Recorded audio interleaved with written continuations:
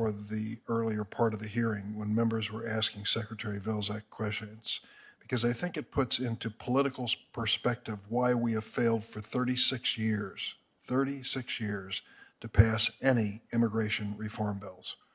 You think this nation of immigrants would have to modify its laws from time to time to reflect the reality of employment in America and other issues that come before us, and yet we have just been stopped in our tracks, unable to move. And some of the statements made earlier by a few of my colleagues may give you some insight into why that is the case. I happen to disagree with the premise, and the premise seems to be that if we allow one person to receive what they call amnesty and become a citizen of the United States, the message is going to go out around the world. The doors are open in the United States. You can find your way in here. All you have to do is just present yourself at the border. I think there are a million reasons, at least a million reasons, why that argument fails. Because each year we allow 1 million people to become citizens of this country. Naturalization ceremonies are going on today. In fact, one of our staffers has a father who's going through a naturalization ceremony today.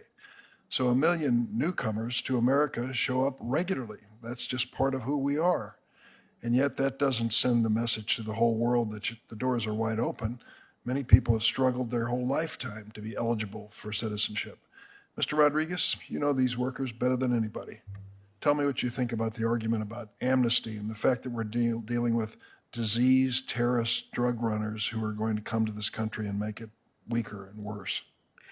Well, I think the reality is that we have worked very hard with the ag industry as well as with Republicans and Democrats, especially in these last few years, in trying to develop the Farm Workforce Modernization Act, that legislation, to ensure that, in fact, those workers that are working here today in agriculture will continue working in agriculture for years to come. And so as a result, we felt that that is not going to bring, as a result of other folks coming into the country because of the fact that we're doing that. One, they can't even get into this legislation. They can't even be a part of the program unless in the 2 previous years they worked a certain amount of time in agriculture just to enter into the program itself and to get certified agricultural worker status. So that alone prevents an onslaught of people coming into our country in order to be able to be a part of this program. That won't be allowed. And in addition, for them to attain any other type of legal status in the country, they're going to have to minimally work another 4 years in agriculture, minimally. Mr. Myers, like some of the other witnesses, you made a great sacrifice to come here today from the Idaho-Oregon border, and I'm really appreciating your presentation, first on CBS and then again today. You just don't seem like the likely witness to be coming before us with your message. An Idaho-Oregon asparagus farmer who is basically telling us we've got to give these people some dignity and some opportunity. Is that a factor of growing up in the community that you described?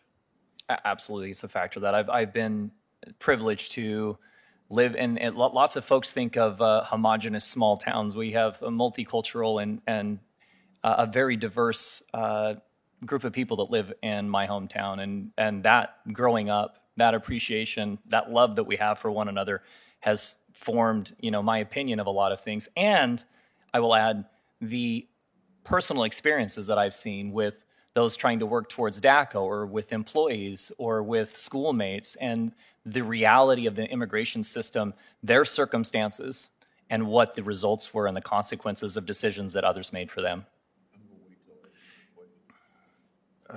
I was consulting with Senator Grassley because we have an additional roll call that we're facing. And so, Mr. Sakara, do you dispute the statement that has been made repeatedly that half of the farm workers in this country are undocumented? I think that's what the best data available shows. The Department of Labor conducts regular surveys of farm workers, in-person surveys, and the result of those show that at least 50% admit to being in the country without legal status. So if we were to rigidly enforce the laws and they would be deported, then what you predicted, the decline of American fruits and vegetables being grown and exported would probably be accelerated, wouldn't it? I think that's fair, yes. Yeah, I think that's fair too. I might also say that I happen to agree with Mr. Myers that I think consumers are becoming more discerning and asking more questions about what they're buying. And I've got a lot of friends who look very carefully at the origin of fruits and vegetables and lean obviously toward the United States where there are higher standards. Mr. Segura, do you oppose the notion of a pathway to citizenship for those undocumented farm workers? Well, personally, I don't have an opinion on that issue. I think the question is, what's the purpose for the legalization? And as I noted in my testimony, I think there are many good reasons that people could put forward to legalize the current undocumented workforce. For me, the question is, what does that do for agriculture and the availability of labor? And while you may legalize certainly workers who are here in illegal status, that doesn't do anything to help the current labor shortage. Well, let's use the example Secretary Vilsack used. He ran into a farm worker who had been here 20 years working as a farm worker, unable to leave the country because he's undocumented to visit his family in Mexico. So if this became the law, he wouldn't instantly become a citizen and decide to open a franchise restaurant. He has 9 years at least to wait before he becomes naturalized, at least 9 years to wait. And so the suggestion is, at least to me, he's going to continue to be a farm worker for that period of time, but he gets to visit his family. Is that such a bad thing?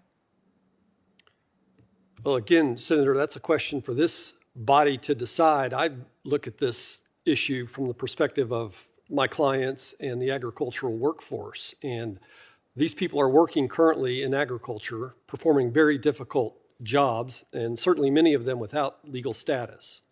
Providing them legal status certainly would have benefits to those workers and to their employers.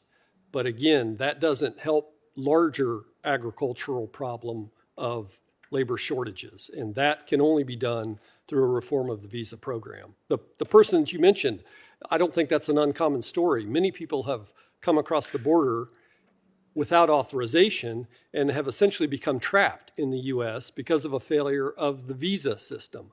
If they had an ability to obtain a visa and travel back and forth across the border, many would.